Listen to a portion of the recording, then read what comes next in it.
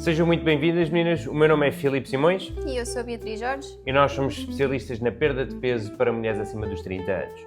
Juntos com o nosso programa do Body Mind Fit, já ajudámos mais de 200 mulheres a perderem peso e a nunca mais voltarem a ganhar. E hoje vamos falar sobre os 5 erros que nós vemos que vocês cometem constantemente no que toca à alimentação. Portanto, hoje vai ser um episódio onde vai haver muitas perguntinhas para a Beatriz, vai ser aqui o nosso foco principal. Portanto, se calhar começamos já aqui com o primeiro. Qual é que tu dirias que é aqui o primeiro maior erro que nós vemos que as meninas cometem? Diria que o primeiro erro mais comum acaba por ser a restrição calórica muito grande, ou seja, quando baixam muito as calorias, ok? Porquê? Porque primeiro isso vai fazer com que o nosso corpo entre ali em modo sobrevivência, do género, eu vou estar a dar tão pouco que ele vai pensar, ok, eu tenho que sobreviver, deixa-me acumular o máximo que eu puder, deixa-me gastar o menos que eu puder, não é? Que é o oposto daquilo que nós queremos fazer, porque nós queremos que ele gaste e que acumule menos. E então isso acaba por ser um erro muito grande, é fazerem um déficit muito baixo, ok? Portanto, eu diria que o que é suposto ser feito é fazer um déficit sustentável, algo saudável, algo que permita perder peso, mas de uma forma sustentável e que não leve o corpo a entrar nesse modo sobrevivência. Exato. Sim, e esse acaba por ser aquele ponto onde as meninas quando começam é do género, tipo, eu agora vou só comer uma salada ao almoço, ou não vou comer nada durante a manhã, vou fazer jejum a manhã inteira, depois ao almoço vou comer uma salada, à tarde como uns frutos secos e depois ao jantar como só uma sopa, não é? E isso é que provoca exatamente isso que tu estás a dizer, não é? Portanto, que é esse desacelerar do metabolismo que é extremamente prejudicial, não é? Claro. Para não falar na fome que a pessoa vai sentir, não é? Porque imagina, isso que tu acabaste de dizer, esse dia, se calhar a pessoa até consegue fazer isso um dia, mas eu quero ver como é que vai ser ao 5º dia de estar a comer só isso. Quero ver se não chega à noite e depois à noite descontrola-se completamente, porque a fome que está a sentir é fora do normal. Então eu acho que é importante fazê-lo de uma forma, lá está, mais progressiva, mais saudável, mais controlada, para também conseguir gerir bem essa fome, não é? Porque a fome há de vir, é normal vir, mas nós não queremos que venha com essa força, porque senão depois é difícil de manter. Exato, e às vezes são esse tipo de comportamentos, este tipo de ações, destas dietas extremamente restritivas, que geram episódios de compulsão. Sem dúvida. Não é? E depois a pessoa não percebe, aliás, nós ouvimos isto também muitas vezes, que é, depois culpabilizam-se por não terem força de vontade suficiente para fazer aquilo. O que na realidade nós vemos é que tipo, está destinado a falhar. Porquê? Porque está destinado a falhar porque os métodos que está a usar é que são extremamente restritivos. Portanto, se eu me vou restringir imenso, portanto é um elástico, portanto se eu vou estar a puxar o elástico imenso, vai haver um ponto onde eu já não vou conseguir mais e ele vai se soltar, ele vai bater. E, portanto, quanto mais nós puxamos, quanto mais restrito é, maior é esse ressalto. Portanto, obviamente aqui eu não diria que a culpa é da pessoa e a pessoa depois culpabiliza-se e depois entra sempre aqui numa espiral negativa, quando na realidade a forma como estava a fazer é normal não resistir. Eu até diria ao contrário, se essa pessoa aguentou tipo 5 dias, é porque ela tem muita vontade. É porque ela tem muita vontade. Eu não conseguia nem um dia. Certo. Eu não conseguia nem um dia. Portanto, não tem a ver, eu acho que não tem a ver com a força de vontade, tem assim a ver com a forma como a pessoa faz as coisas. Sem dúvida. E isso acontece muitas vezes. Eu lembro-me de já falar com muitas meninas em que elas vêm e dizem que o meu problema é a noite. O meu problema é à noite, o meu problema é o jantar. E o problema não está aí. O problema é o quê? O problema é que o dia delas foi assim, não é? Exato. Não fez pequeno almoço, o almoço foi uma salada, sem proteína, só quase vegetais. Ao lanche dizem, eu depois consigo aguentar até às 7. Não é suposto conseguir aguentar, não é? A ideia é fazermos essas refeições. Portanto, é normal que depois à noite haja um descontrole maior, porque chegas a casa, relaxas, paras um bocadinho, etc. Portanto, às vezes é isso. Tem a ideia que o problema são elas e que o problema é a noite, mas não, o problema está em se calhar estarem a fazer uma restrição demasiado grande ao longo do dia, que depois as leva a ter esse comportamento mais exagerado, descontrolado. Excelente. Passamos então aqui, qual é que tu dirias então que é o próximo erro mais comum? O próximo será cortarem alguns alimentos em específico, como por exemplo o pão, as massas, os hidratos de carbono já acabam por ser sempre os vilões, desculpa. São sempre os coitados. Ficam ali isolados na sempre prateleira. Não. Eu também quero. Exato. Não, mas e não faz sentido. porque lá está, ou seja, é uma coisa que não vão conseguir fazer durante muito tempo, porque a ideia de perder peso ou emagrecer é criar um déficit calórico, mas é criar um déficit calórico com os alimentos todos e com aquilo que gostam, não é? Porque é possível, não é?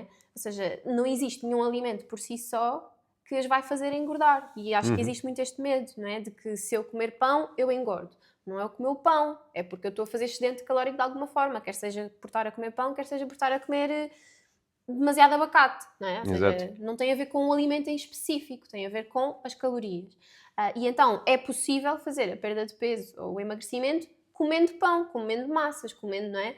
Para não falar que quando eliminam por completo um grupo, principalmente quando é uma coisa que gostam, não é? Porque se eliminarem uma coisa que não gostam, não vai fazer falta, mas se for algo que gostam muito de comer, isso vai trazer tanta sensação de privação e de prisão que novamente é uma coisa que conseguem aguentar um tempo, mas depois chega uma altura que se permitirem um bocadinho, se calhar descontrolam-se mais e, não é? Depois voltam a entrar sempre neste ciclo. Exato. Porque se não é uma coisa que conseguem manter a longo prazo e que gostam daquilo que estão a fazer, não vai ser sustentável. Portanto, eu acho que aqui acaba por ser. Aliás, e a culpa é do pão, mas, por exemplo, se nós formos a ver, a dieta em Auschwitz era pão e água. E eles andavam todos magréssimos, anoréticos, não é? Portanto, ora aí está, não era a culpa do pão, não é o pão que engorda, é assim as quantidades. Portanto, e aqui muitas vezes o problema não é o chocolate, o problema é que a pessoa não se consegue controlar e vai completamente a javardar no chocolate e nas massas e no arroz, porque não consegue controlar as quantidades. Portanto, tem só a ver é com as quantidades e não com o alimento em si. Não é? Exato.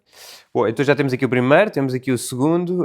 Qual é que tu dirias que é aqui o terceiro erro mais comum? O terceiro erro mais comum eu diria que é o facto de acharem que por comer saudável que isso também não poderá estar a levar ao aumento de peso. Exato. Ou seja, não é? Existe muito aquela ideia de que mas eu como super bem.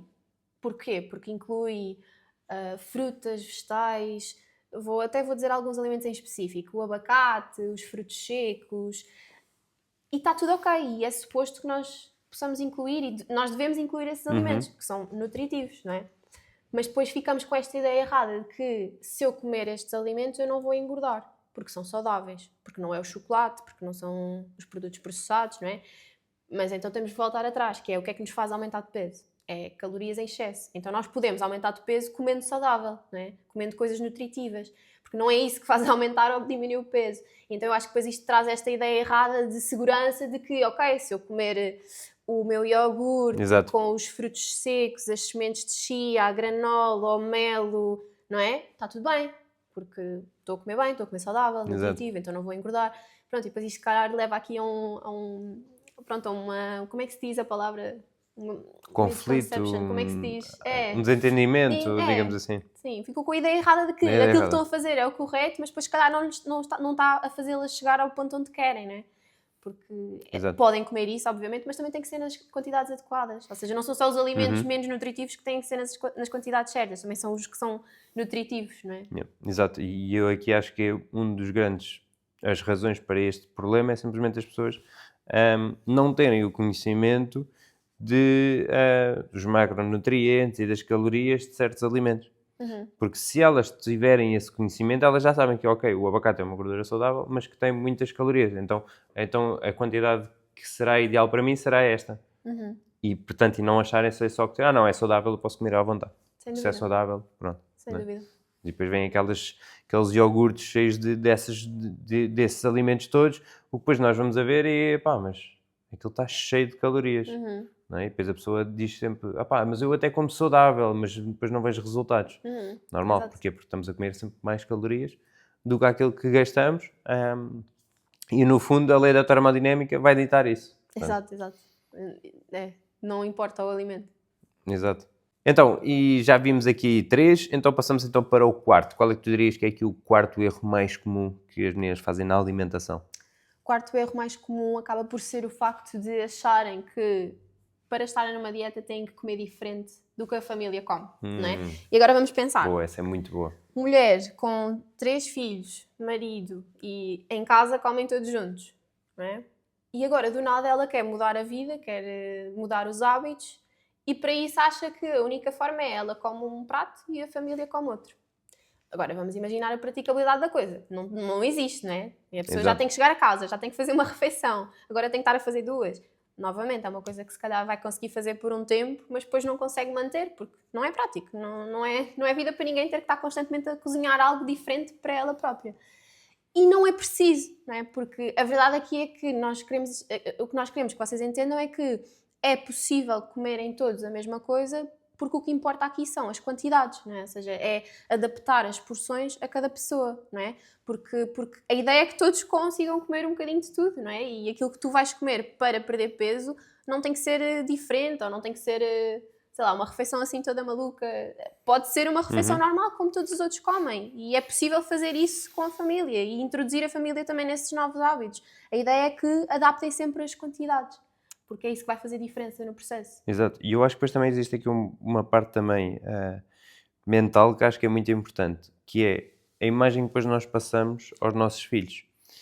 Porque se automaticamente eu cresço numa família onde constantemente estamos a falar que eu vejo a minha mãe que só come uma sopa, que não come isto, e não, porque a mãe está a emagrecer, não, porque a mãe quer perder peso, não é isto.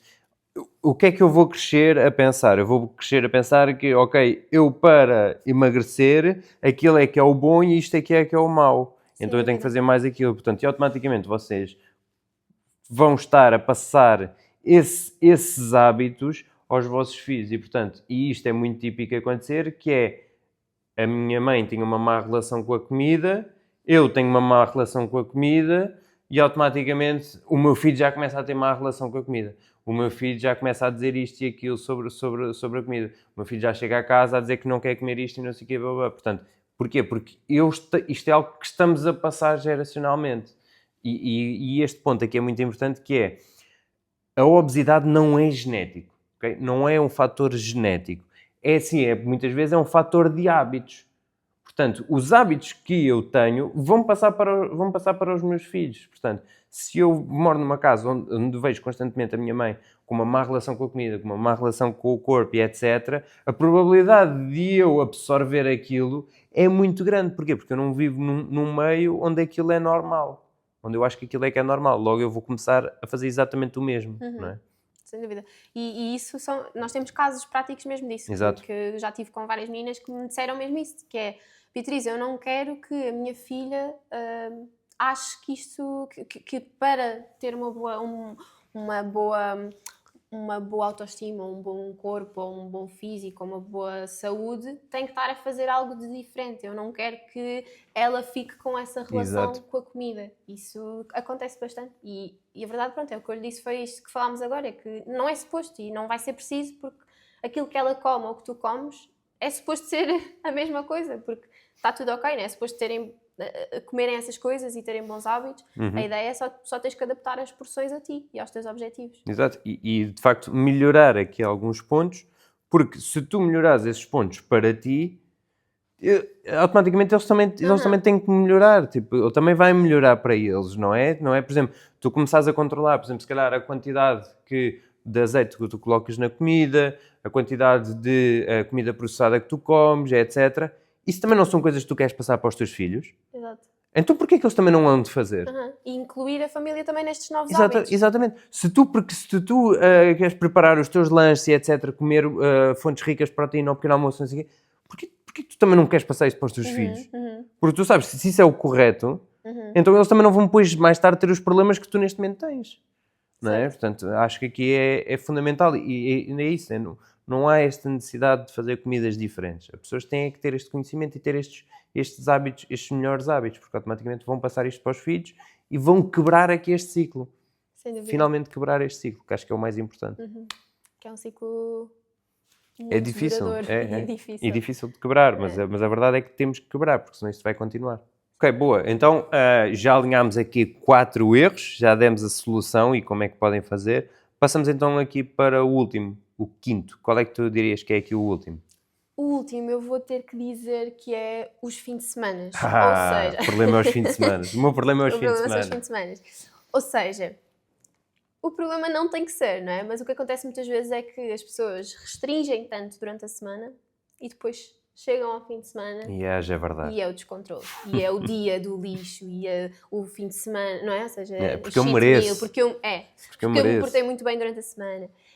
E o que é que acontece? Acontece que depois realmente 2 dias, À segunda-feira. 2 dias inteiros, Exato. podem ser o suficiente para se calhar estragar a semana, não é? Porque estás em déficit calórico durante a semana. Chegas ao fim de semana, estás num excedente calórico capaz de eliminar o déficit da semana, os resultados não virão dessa forma. Portanto, eu diria que a solução é arranjar forma de, durante a semana, tu poderes ter flexibilidade e não sentires que estás ali na prisão, não é? Exato. Num regime super restritivo, para que depois não chegues ao fim de semana e queres descontrolar dessa forma. A ideia é procurares aqui um equilíbrio. Claro que se calhar ao fim de semana vai haver momentos de convívio e vão haver saídas e está tudo bem. E é normal, Exato. e eu acho que é isso. A pessoa também não tem que ir para esses eventos com um Tupperware ou não comer. Não, eu acho que faz parte. E hoje pronto, e nós desenvolvemos também o convívio, de que o convívio também é em torno da comida, porque a comida também é isso, também é celebração e etc. Mas ora aí está, quanto mais a pessoa faz cá essa restrição durante a semana, chega ao fim de semana e parece que só está a pensar naquilo.